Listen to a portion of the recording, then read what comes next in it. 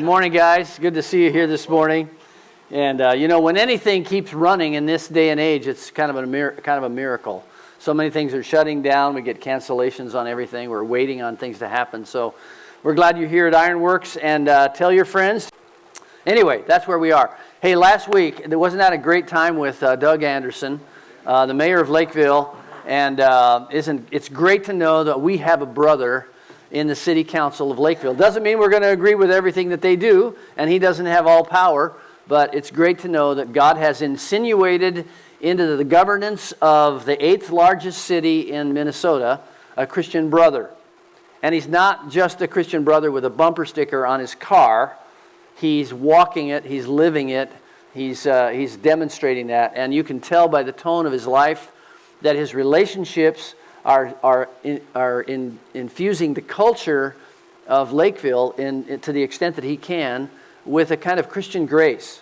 And I just love that. And we need more people like that. And maybe that'll motivate you to run for something or run away from something. I don't know. But I just find it really encouraging. Well, what time did you wake up this morning? 3. Yeah, how did you know what time it was? Because it's Central Standard Time, right? So I woke up at 5:30, Central Standard Time as dictated by the government, regulated by the government.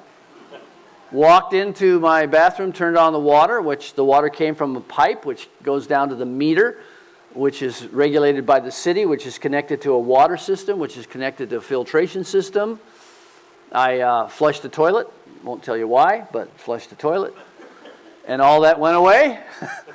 And I'm thankful for the sewer system that is maintained. I made some coffee through a gas line that comes to my stove and allows me to have heat in the house at the stove. I backed my car out onto a new street that my city put in this summer and drove here with stoplights and turn lanes and signals. And we're sitting here in a building that has an exit sign in case you want to leave or you have to leave in an emergency.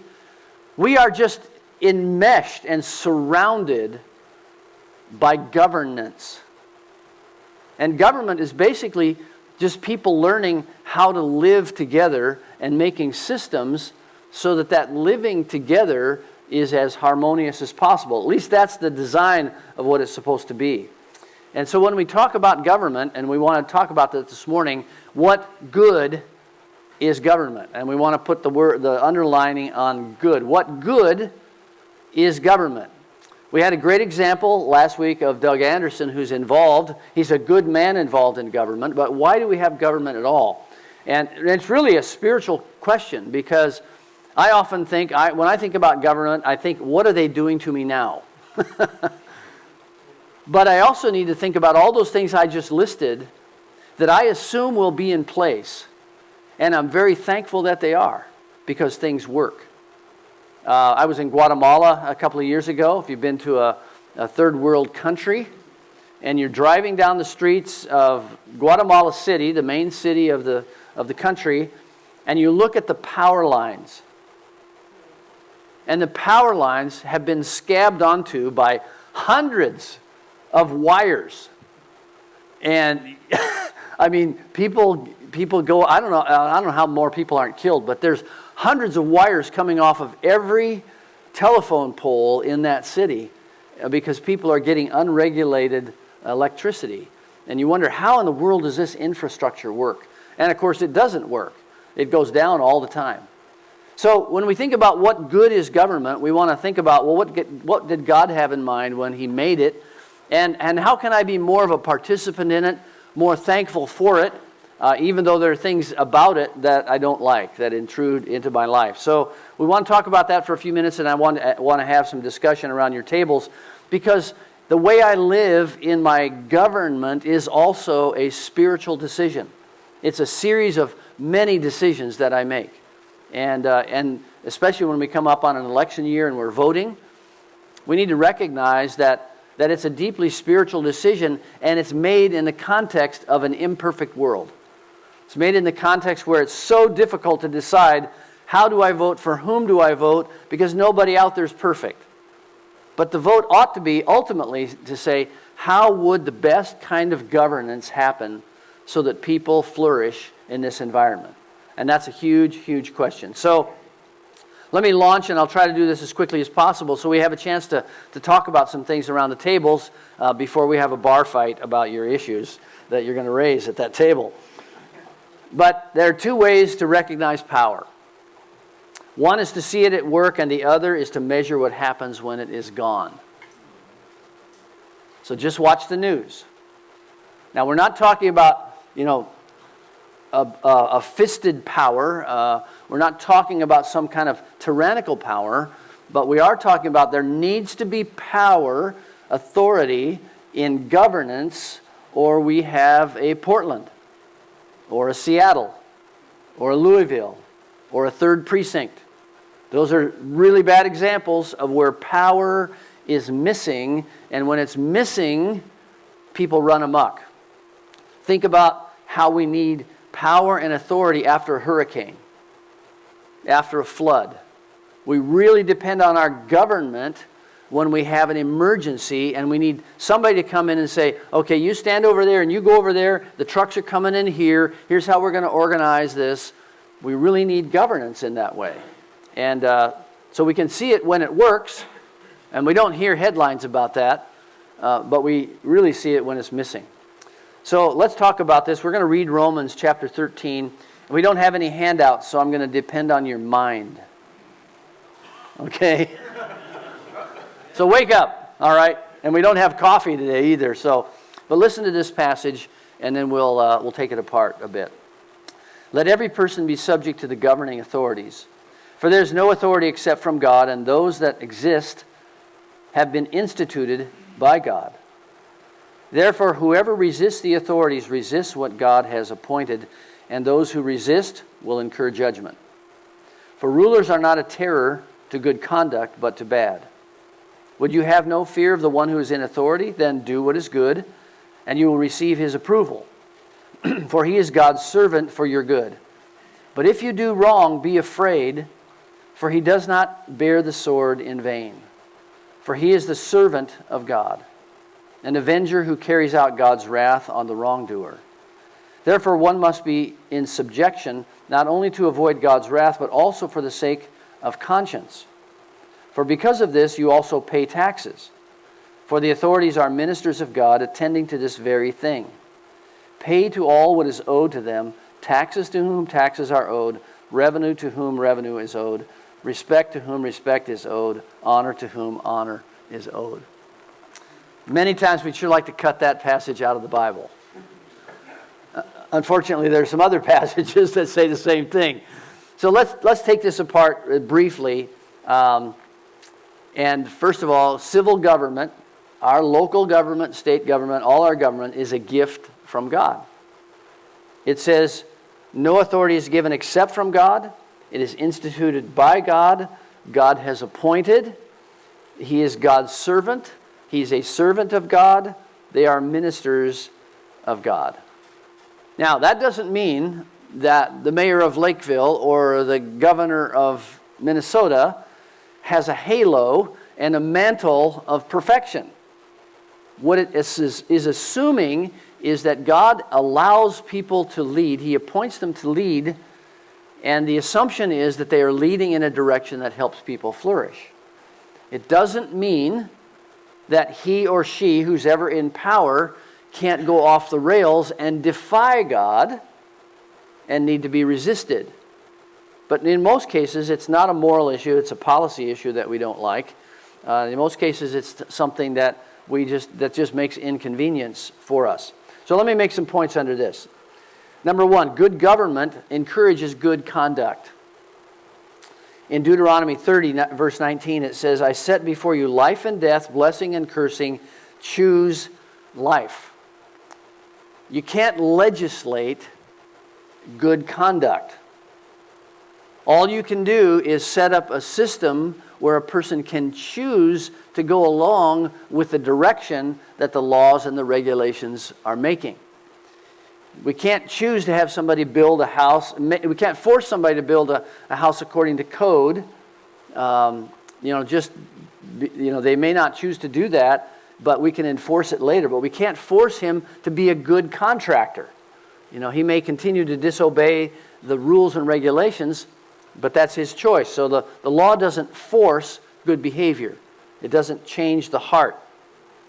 But it's just and right for law to reward good hard work. It's good for the law to protect life. It's good to enhance society with beauty and compassion and the stewardship of the earth, stability, national defense, all those kinds of things. So here's a couple of subpoints. Every law legislates somebody's morality. Every law legislates somebody's morality. Is it a good thing not to do 70 miles an hour down 42? Yeah, because the law says it's 40 around there. I've learned that. It's actually 45 in Burnsville, and it goes to 40 in Apple Valley, if you haven't noticed. I noticed because the law stopped me one night and reminded me of that. But because it's a good moral thing not to endanger life. There's a morality behind everybody's law. So there's morality behind laws against child labor or slavery or theft or murder or rape. Now it gets murky when it gets into environmental laws or regulations or hate speech. There's a morality behind the whole drive against hate speech. And it's mostly opposed to a Christian worldview, but building codes and tax-exempt status and protecting waterways, they all have behind them a certain morality, a worldview. And so every law, we always say, well, you can't legislate morality. Well, we have 10 million legislations about somebody's morality. The source of law is the God of that society. So in other words, law governs people, and it establishes freedoms, it establishes justice, and ultimately it's religious in nature because behind it is a philosophy, a worldview. So for example, if reason is the mind of the society, if reason is that, then you will get laws like you got in the French Revolution. And ultimately, it led to chaos.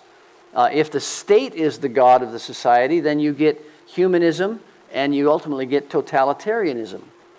If license is the god of society, then it's run by feelings. And we're right on the tipping point of that in our culture. If capitalism is the god of the society, then you get selfish acquisition. So behind every law is the God of that society. And we don't live in a theocracy. We can't just come down with an iron fist and say, we're going to follow the Old Testament law. Not at all. But behind what we do as governed citizens is a God whom we trust and who has laid down his law for us. G.K. Chesterton said, when a man stops believing in God, he doesn't then believe in nothing, he believes anything. And we are in such a culture. Well, secondly, to handle this quickly, good government punishes evil. It punishes evil not just to be mean, it punishes evil so that the good can thrive. So the reason they built walls around cities was to protect the citizenry inside the city from marauders and wild animals, and the law there was to punish evil from coming in and taking away what is good. The law sets limits on particular evils, not on classes of people or on the way you look. So for example, in Nehemiah 5, he excoriates the people because the people who'd come back to Jerusalem to rebuild the walls were extracting usurious interest from their brothers. They were borrowing money, and they were loan sharking the money to their brethren. And Nehemiah comes in and reinstitutes the law amongst the Jews that you're not to charge interest to a brother. So that's the case here in this room. So let's do that, all right? Don't charge interest for your loans to each other right now. There are laws about restitution. If you break something, you fix it. If you injure someone, there's restitution. There's laws against false accusation. Judges are to be impartial. The ultimate laws in Genesis chapter 9, which the ultimate boundary on conduct is capital punishment in the Old Testament. So, but it's always about specific things, not about nuance and not about intention. It's about action. Negative law, here's an interesting thing to get your mind around. Negative law establishes positive liberty. 9 of the 10 commandments are negative. Thou shalt not, thou shalt not. What's the one that's positive?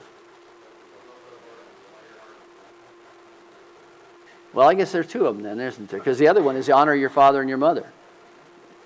But negative law establishes positive liberty. In other words, the function of law, and it ought to be the function of government, is modest. It's to limit, it's to put boundaries around things, and everything inside the boundaries then can be navigated with freedom. So when you make positive laws, like we all need to live in a safe space on the college campus. Well, what has that done to the college campus? It's made it you can't speak your mind. See, that's a positive statement, but it has a negative impact. If the law is we must be diverse in every aspect. Well, then what does that mean? Well, then you start legislating with quotas and different legislation, how you make that positive law take place, and it ends up in endless regulation, where as if you say you must not discriminate against someone because of their gender, their age, or their ethnicity. Those are very specific. So law, good law, sounds negative, but it actually establishes freedom. It just says, don't do this particular thing. Because you cannot legislate an attitude. And we as a country are very close to mind control kinds of legislation. That you will be convicted because of what you're thinking or who you were associated with. So these are things like thought crimes and hate speech and hate crimes, which try to pierce the mind and the motive and punish the intentions rather than the actions. So we're free within bounds. And that's the issue. Law can never inspire creativity. It doesn't give motivation. It can't require compassion. It can't require love or mercy or generosity. Law cannot require you to go the extra mile. It can require you to go the mile, but not the extra one. Law cannot require neighborliness. It can't enforce eloquence or courage or any of the beautiful things. So that's why law is meant to set boundaries so that we don't intrude on somebody else's freedom or their person, and give us the opportunity within that to choose behaviors that are beneficial to everyone. Thirdly is this: good government promotes human thriving. In other words, it builds a reliable infrastructure so that when I get clean water out of my faucet, it enables me to not only stay healthy, but enables me to do the other productive things in my life that God has given me the freedom to do. But we know this in an extreme example. If your life is endangered, if you don't have food, if you don't have clean water, you cannot thrive. And that's why we weep over countries like Haiti and other places, because they don't have these things. And a lot of it is because of poor governance. And it's tragic that it keeps rotating and happening all the time. Romans 13 mentions taxes, and taxes are for infrastructure, for cultural cohesion, for roads and safe travel and water and food and cultural enhancements and things like that. And we all have our own comfort zone or discomfort zone about how heavily we're taxed. And many are actually leaving our state because of that. Government establishes just weights and measures so that we can have fair commerce. And so, it used to be a pound of coffee was a pound of coffee. How much is a pound of coffee now? 12 ounces? Come on, people. This doesn't work. You can't redefine a pound, but nevertheless, that's just, I'll go to jail over that one, But good markets, well-regulated markets, predictable markets allow for prosperity. And government has a role in that, and thousands of ways that happens. Law is for the protection from lawlessness. That's why we had walled cities and watchmen and guards and armies and judges and officials and governors. And this, by the way, is what allowed the gospel to prosper in the first century. It was called the Pax Romana, the peace of Rome. They had the road system, they had the judicial system, they had the army of Rome, but it ensured peace in the Roman Empire, mostly the Mediterranean world, so Paul and the apostles were free to travel. Before this, it was fearsome to travel because of the bandits and the crime on the roads and highways, and never was eradicated, but the Pax Romana enabled that. Law enables private property, to have personal ownership, and the biblical law, thou shalt not steal, is an implication that something belongs to you and others can't come and take it. And so it's embedded in the biblical law. So even some evil and flawed humans have been good leaders and have done good things. Not entirely, but Cyrus, you remember in the Old Testament, woke up and heard the revelation of God and sent the people of Israel back to their land.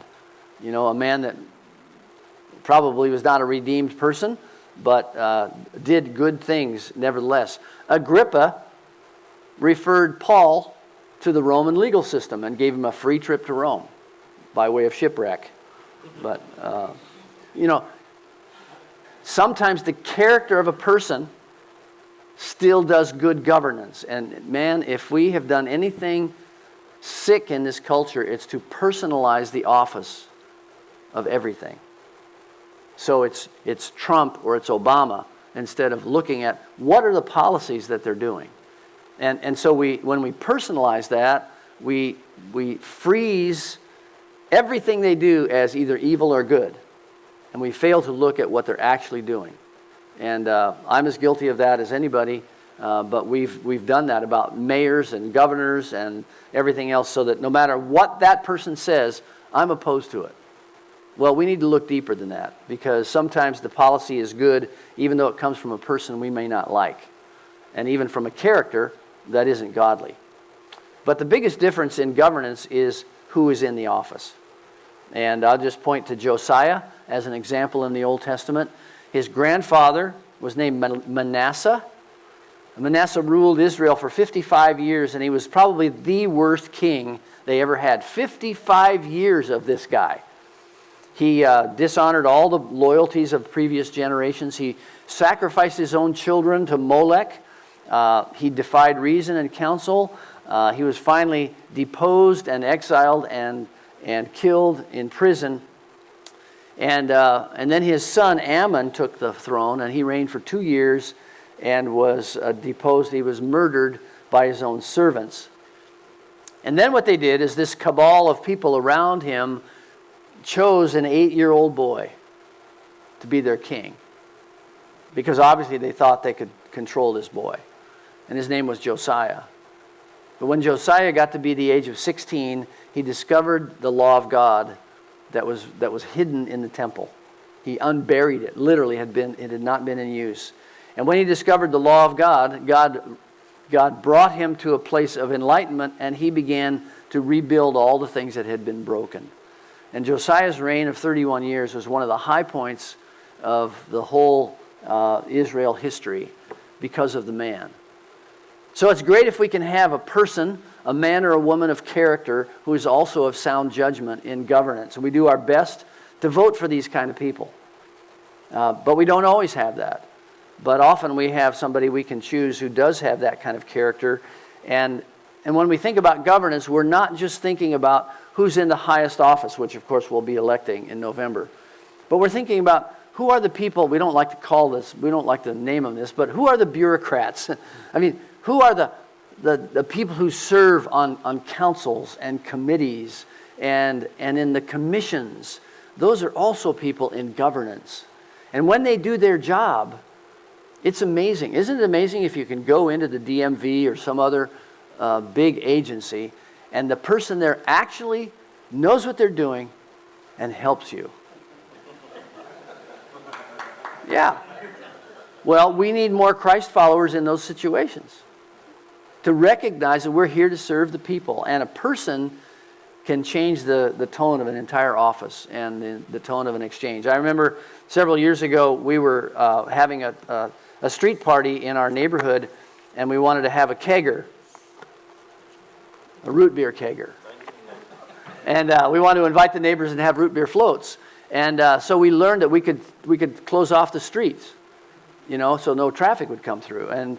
And so I went down that week, and I was talking to this lady at the Apple Valley Public Works or whatever it was. I said, can we get some of those barriers to close down the streets? And she said, well, did you apply to the police department? I said, well, no. Did you do this? No. Did you do? You should have done that 2 weeks ago. And I got all these. I went, we're not going to be able to do it. I said, I didn't know all that. She said, listen, I'll just do that for you. They're over there. Go get them. And that lady, Pat, I don't know who she is, but I'll kiss her when I meet her, Here's a person in governance who's making grace flow. Makes a huge difference. So I've got some questions for you today, and I hope you'll get to the meat of them that I think will bring some good discussion. How does Romans 13 shed light on the importance of this year's election? Oh, brother. But let's get to the second. Make sure you get to the second one. Give an example of a good law or policy. In other words, what good is government doing in your life? This is a spiritual thing. We as spiritual men live in this context, and God has a way for us to make that happen. So have some discussion around your tables, get to know each other, and have some good arguments about government. Blessings.